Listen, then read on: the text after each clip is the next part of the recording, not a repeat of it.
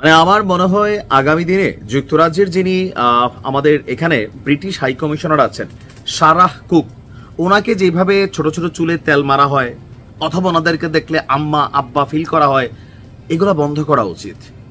ইউনূস সরকারের উচিত আগামী যে কয়েক মাস ক্ষমতায় আছে এই সারা কুকরে কোনো ধরনের প্রোগ্রামে না ডাকা, কারণ জবাবটা ওইভাবে দেওয়া উচিত।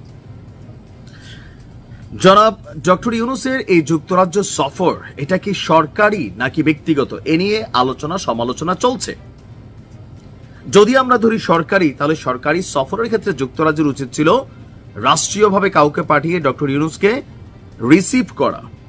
যুক্তরাজ্যের প্রধানমন্ত্রীর উচিত ছিল জনাব ইউনূসকে সাক্ষাৎ দেওয়া, ওনার সাথে মিটিং করা, কিন্তু এই কিছুই করে নাই।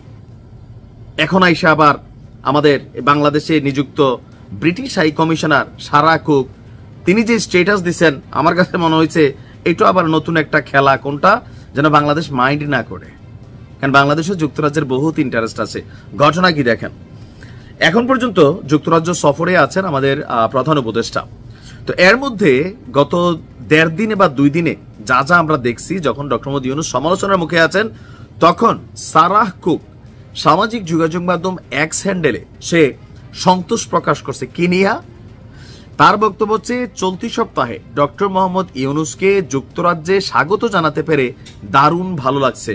আপনারা কি যুক্তরাজ্য সরকার স্বাগত জানাইছেন নাকি রাজা কিংস চার্লস তৃতীয় তিনি জানাইছেন? তিনি তো ডক্টর ইউনূসের পুরানা বন্ধু, ব্যক্তিগতভাবে তার সাথে তার সম্পর্ক। তিনি একটা অ্যাওয়ার্ড দিচ্ছেন, কিংস হারমোনি অ্যাওয়ার্ড। এটা অবশ্যই নিঃসন্দেহে গৌরবের যে ডক্টর ইউনূস এত বড় মাপের একটা অ্যাওয়ার্ড পাইছেন, ফাইন। কিন্তু যুক্তরাজ্য সরকার ডক্টর ইউনূসের সাথে কি সম্মানটা দিছে, কি স্বাগত জানাইছে, তেলবাজি করে এই মহিলা, বোঝাই গেছে। বলছে যে অধ্যাপক ইউনূসের কর্মসূচির পরিধি ২ দেশের গণতন্ত্র, বাণিজ্য বিনিয়োগ, জলবায়ু পদক্ষেপ, আঞ্চলিক নিরাপত্তা, রোহিঙ্গাদের প্রতি সমর্থনের ক্ষেত্রে যৌথ অঙ্গীকারের প্রতিফলন। আমি এটা কোনো প্রতিফলনই বুঝি নাই। এখন তিনি এটা নিয়ে তার ইংরেজিতে স্ট্যাটাস দিয়া তারা বলছে যে খুবই সুন্দরভাবে স্বাগত জানাইছে। তা আমার মনে হয় মাঝে মাঝে হয় কি, যে পশ্চিমাদের সাথে টিট ফর ট্যাট খেলা।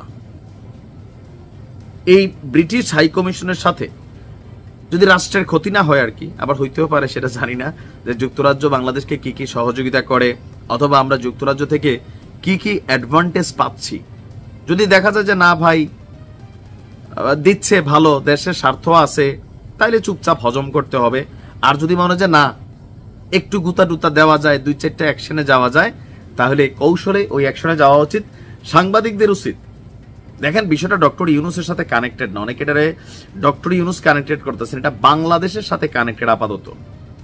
তো সেই ক্ষেত্রে এদেরকে বাংলাদেশে বিভিন্ন প্রোগ্রামে দাওয়াত টাওয়াত না দিয়া, সরকারি অফিসিয়ালি কোনো দাওয়াত টাওয়াত না দিয়া হালকা একটু টানানো দেওয়া যেতে পারে।